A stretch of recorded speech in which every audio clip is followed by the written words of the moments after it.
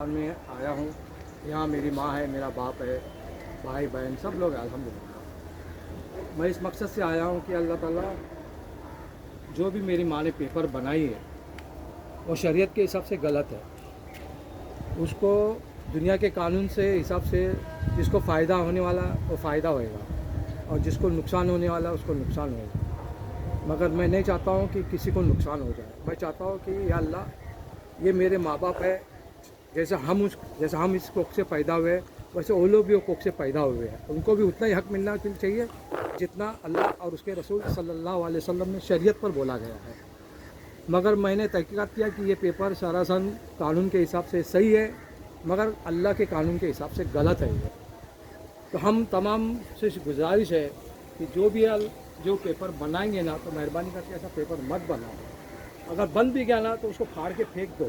یہاں آپ کو شک ہو رہا ہے, اس میں کوئی پرابلم ہو رہا ہے تو آپ اللہ نے اور رسول صلی اللہ علیہ وسلم نے فرمایا ہم نے علماء کو نیچے دنیا میں بھیجے, ان کے پاس جا کے ان کے پاس تحقیقات کر کے وہ اللہ اور رسول صلی اللہ علیہ وسلم کی بات کے طریقوں پہ آپ کو سمجھائیں گے. تو ہمیں بیٹھنا بہت ضروری ہے. اگر ہمارے گھر میں کوئی طلاق ہوا تو ہم جا کے علماء کے پاس پوچھتے ہیں کیا کرنے کا کیا نہیں. ہاں میت ہوئی تو اس کو کیا کرنے کا کیا نہیں سب پوچھتے ہیں.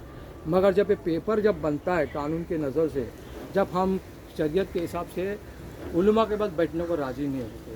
کیوں؟ کیونکہ ہمارا ایمان کھوکھلا ہے. ہم اللہ رسول اللہ علیہ وسلم کو مانتے ہیں, دل سے مانتے ہیں, مگر جو چیز سے ہمیں شیطان ہمیں جس نقصان میں ہمیں پہنچا رہا ہے وہ ہمیں شیطان کا فائدہ کر کے دیکھ رہے ہیں, مگر نقصان ہم سب کا ہے.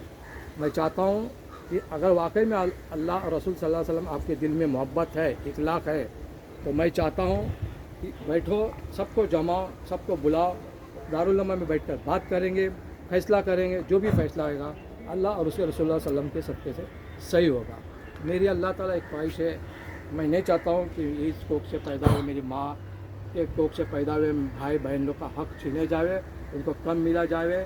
کل قیامت کے دن پوچھا جائے گا کہ تو آ گیا مگر تو نے تو اپنا بہن کا حق کھا کے آیا, تو ہم کیا منہ دکھائیں گے. اس لیے اللہ تعالیٰ میں قبر کے پاس آتے کھڑے رہتے وینتی کرتا ہوں کہ جو بھی اللہ تعالیٰ سزا دینے کا تجھے حق ہے لیکن میں دینے کو تیار ہوں, اور اس لیے میں قبرستان میں آتے اللہ تعالیٰ میں اپنی حاضری دینے کو تیار ہوں.